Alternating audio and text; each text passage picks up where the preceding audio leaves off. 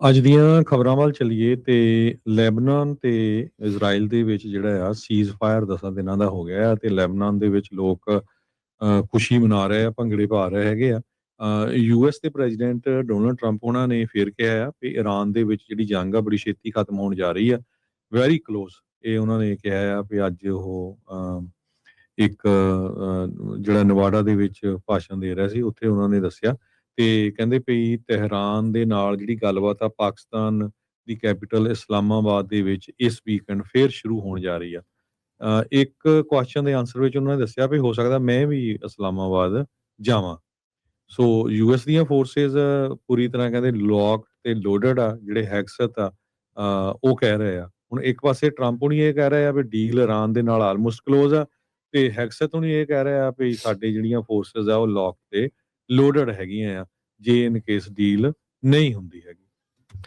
ਜੀ ਬਿਲਕੁਲ। ਸੋ ਇਹਨਾਂ ਦਾ ਜਿਹੜਾ 21 ਅਪ੍ਰੈਲ ਤੱਕ ਹਰਜੋਤ ਸਿੰਘ ਜੀ ਸੀਜ਼ਫਾਇਰ ਇਰਾਨ ਦੇ ਨਾਲ ਚੱਲ ਰਿਹਾ ਆ ਤੇ ਹੁਣ ਦੇਖਦੇ ਆ ਵੀ ਉਦੋਂ ਤੱਕ ਕੋਈ ਡੀਲ ਬਣ ਜਾਂਦੀ ਆ ਜਾਂ ਨਹੀਂ। ਕਹਿੰਦੇ ਵੀ ਦੋਹਰੇ ਯੂਜ਼ ਦਾ ਇਨਫਰਾਸਟ੍ਰਕਚਰ, ਕਹਿੰਦੇ ਉਸ ਦੇ ਉੱਤੇ ਜਿਹੜੀ ਡੀਲ ਆ ਉਹ ਚੱਲ ਰਹੀ ਆ ਇਰਾਨ ਨੂੰ ਜਿਹੜਾ ਉਹ ਲੈ ਕੇ। ਇਹਦੇ ਨਾਲ ਕਹਿੰਦੇ ਵੀ ਜਿਹੜੀ ਪਾਵਰ ਜਨਰੇਸ਼ਨ ਆ, એનર્ਜੀ ਇੰਡਸਟਰੀ ਆ, ਉਸ ਨੂੰ ਲੈ ਕੇ ਜਿਹੜਾ ਉਹ ਗੱਲਬਾਤ ਵੀ ਹੋਈ ਹੈਗੀ ਆ, ਕਿਉਂਕਿ ਟਰੰਪ ਹੋਣਾ ਨੇ ਈਸਟਰ ਵਾਲੇ ਦਿਨ ਇਰਾਨ ਨੂੰ ਸਿੱਧੀ ਜਿਹੜੀ ਉਹ ਇਸ ਤਰੀਕੇ ਦੀ ਧਮਕੀ ਜਿਹੜੀ ਦਿੱਤੀ ਸੀਗੀ। ਹੈਗਸਤ ਹੋਣਾ ਨੇ ਜਿਹੜਾ ਦੱਸਿਆ ਵੀ ਯੂਐਸਏ ਦਾ ਜਿਹੜਾ ਨੇਵਲ ਬਲੌਕੇਡ ਹੈਗਾ ਇਰਾਨੀਅਨ ਪੋਰਟਸ ਦਾ, ਉਹ ਕਹਿੰਦੇ ਵੀ ਸਾਡਾ ਐਗਜ਼ਾਮਪਲ ਆ ਇੱਕ ਪੋਲਾਈਟ ਬਿਹੇਵੀਅਰ ਦਾ। ਕਹਿੰਦੇ ਵੀ ਇੱਕ ਵੀ ਗੋਲੀ ਚਲਾਏ ਬਗੈਰ ਹੁਣ ਤੱਕ 10 ਤੋਂ ਵੱਧ ਜਿਹੜੇ ਸ਼ਿਪਸ ਆ ਉਹਨਾਂ ਨੂੰ ਡੱਕਿਆ ਹੈਗਾ ਆ ਯੂਐਸ ਦੀ ਜਿਹੜੀ ਨੇਵੀ ਦੇ ਦੁਆਰਾ, ਵੀ ਨਾ ਉਹ ਇਰਾਨ ਦੇ ਪੋਰਟ ਤੱਕ ਆ ਸਕਣ ਤੇ ਨਾ ਉੱਥੋਂ ਜਿਹੜਾ ਉਹ ਜਾ ਸਕਣ। ਕਿਉਂਕਿ ਜਿਹੜਾ ਦੇਖਿਆ ਗਿਆ ਵੀ ਇਸ ਲੜਾਈ ਦੇ ਦੌਰਾਨ ਜਿੱਥੇ ਸਟ੍ਰੇਟ ਆਫ ਹਾਰਮਜ਼ ਨੂੰ ਇਰਾਨ ਨੇ ਬੰਦ ਕੀਤਾ ਸੀਗਾ, ਉੱਥੇ ਹੁਣ ਇਰਾਨੀਅਨ ਪੋਰਟਸ ਤੱਕ ਕੋਈ ਵੀ ਕਰੂਡ ਆਇਲ ਵਾਲਾ ਜਿਹੜਾ ਟੈਂਕਰ ਆ ਉਹ ਨਹੀਂ ਜਾ ਸਕਣ ਕਰਕੇ ਹੁਣ ਇਰਾਨ ਨੂੰ ਵੀ ਇਸ ਦਾ ਕਹਿ ਲਓ ਵੀ ਨੁਕਸਾਨ ਜਿਹੜਾ ਹੋ ਰਿਹਾ, ਕਿਉਂਕਿ ਇਹਨਾਂ ਨੇ 1 ਮਹੀਨੇ ਦੇ ਵਿੱਚ ਤਕਰੀਬਨ $5 ਬਿਲੀਅਨ ਦੀ ਕਮਾਈ ਤੇਲ ਵੇਚ ਕੇ ਇਰਾਨ ਨੇ ਜਿਹੜੀ ਉਹ ਕਰ ਲਈ ਸੀਗੀ। ਸੋ ਟਰੰਪ ਹੁਣ ਇਸਲਾਮਾਬਾਦ ਜਾਂਦੇ ਨੇ ਜਾਂ ਨਹੀਂ ਜਾਂਦੇ, ਇਹ ਦੇਖਣ ਵਾਲੀ ਗੱਲ ਹੋਊਗੀ।